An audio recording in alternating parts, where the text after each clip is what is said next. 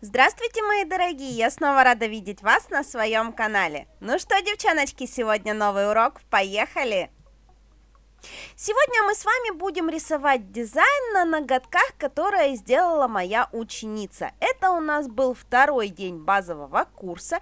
Здесь мы делали ноготочки и разбирались особенности работы с вредными гель-лаками, теми гель-лаками, которые плохо ложатся. Но это мы оставили в рамках курса, а сегодня мы на этом вредном гель-лаке будем делать дизайн. Дизайн будем делать модные нынче перепелиные яйца. Что мы сделали? Я взяла вот такую вот волосатую жесткую щеточку, обмакнула ее в гель-красочку и ею выставляю точечки. Потом немножечко гель-краску развела с обезжиривателем и кисточкой добавляю более крупных точек кое-где, где мне хочется. В данном случае мне хочется немножечко по центру, немножечко по краю. Мы видим сразу, что гель-лак с обезжиривателем у нас жидкий, немножечко растекается, подтекает и становится слегка акварельным. То есть у него получается легкая полупрозрачность и жесткие, такие более яркие краюшки. Кто в этом месте умеет немножечко думать, тот сразу же понимает, как можно еще это использовать в модной нынче акварельной технике росписи. Мы же тем временем просушили наши перепелиные яйца и будем переходить уже непосредственно к дизайну. Дизайн в данном случае у нас будет графический, геометрический, и мы будем рисовать такие себе геометрические цветы, опять же, очень модные в этом сезоне. В качестве направляющих для нашего дизайна мы рисуем вот такие вот две вдоль направленные линии. Именно они будут зонами для нашего дизайна. Опять же, эти вдоль направленные линии в данном случае нам помогают дополнительно визуально сузить и удлинить наш ноготочек.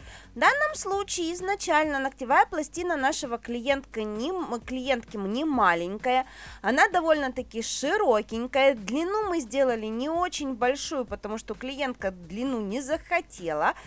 И благодаря именно вот этим вдоль направленным линиям мы можем визуально добавить той длины, которой нам не хватало. Дальше рисуем цветочки из тонких линий. Цветочки рисуем такие себе разорванные, как будто они разорваны на две части относительно нашей геометрической направляющей. Такой стиль росписи вы тоже уже неоднократно видели в Инстаграм, очень интересный стиль росписи. И сюда можно разорвать совершенно любые элементы. Можно разорвать стемпинг, можно разрезать наклейки, можно нарисовать такие разорванные цветочки. Поэтому берите, что вы умеете, и делайте. Главное нарисовать две вертикальные направляющие линии. Хотя, зная основы композиционного строения дизайна ногтей, вы, конечно же, должны понимать, что эти линии могут быть не только вертикально направленные, но и в диагональном расположении, и в горизонтальном расположении, и во всяких разных еще всяких интересных расположениях, которые вам могут только придуматься. Все зависит от того, какого вы хотите добиться результата. В данном случае основная задача нарисовать это все тоненькими линиями.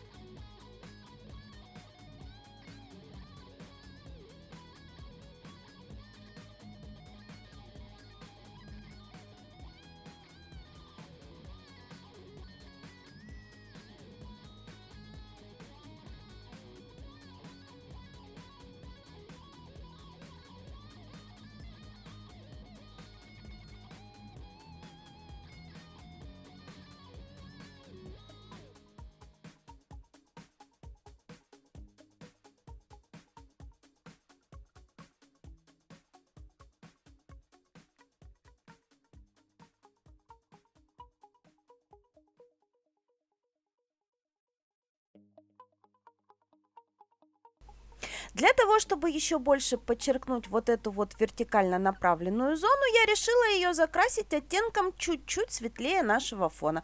Что я сделала? Я взяла фоновый цвет, развела его немножечко с белой красочкой и этой смесью закрашиваю серединку наших линий.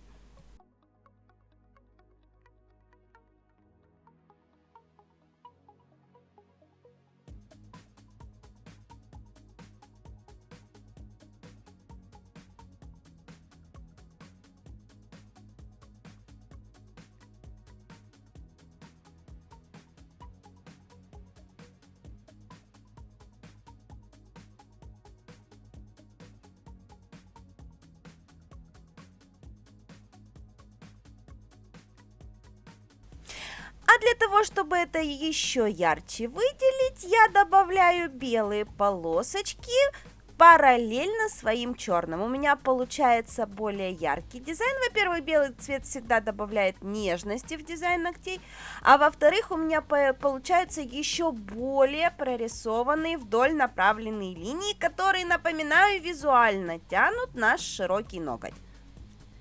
И уже вот в этом месте, если вы отмотаете назад и увидите, с каких ноготочков визуально мы начинали и какие ногти у нас сейчас, и какими ногтями мы потом закончим, вы можете сравнить для себя, что действительно ничего не пиля, а добавив просто правильно расположенные элементы дизайна, мы можем полностью изменить ощущение от наших ногтей.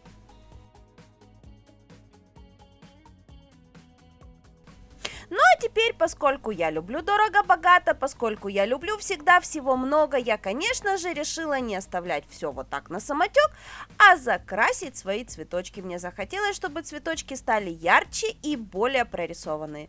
Что я делаю? Я взяла цвет фона, который у меня на соседних ноготочках, то есть фиолетовый, добавила в него немножечко черного, добавила в него же немножечко белого, сделала 3 оттенка между собой, то есть цвет фона с белым, светлый цвет фона с черным, темный цвет фона и сам цвет фона. И этими 3 цветами разукрашиваю свои цветочки.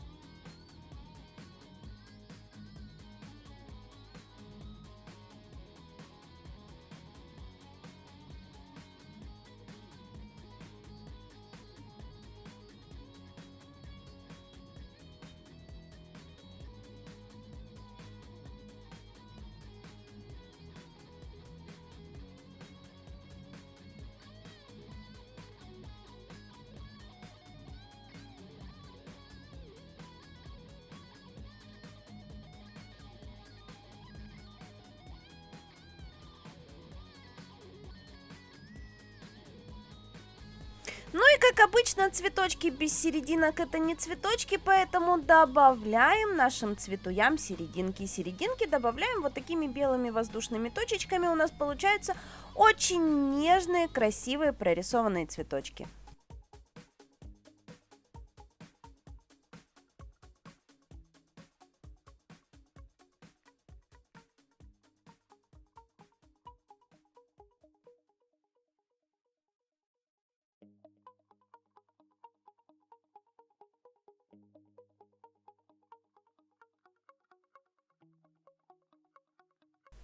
Ну и, конечно же, куда же я и без блестюшек, поэтому добавляем еще в серединку цветочка немножечко блестюшечек, и стразинку сверху надо было еще прилепить, но стразинки, к сожалению, у нас в этом моменте закончились, ну, вернее, не закончились, мы просто не придумали, куда лепить стразинку.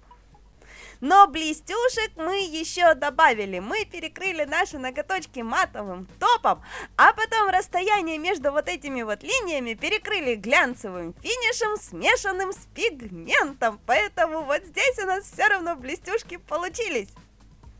Так что, как обычно, дорого, богато, много всего, даже в минимализме все, как я люблю. Вот такие вот ногти у нас получились. Напоминаю, наращивание делала ученица на второй день базового курса.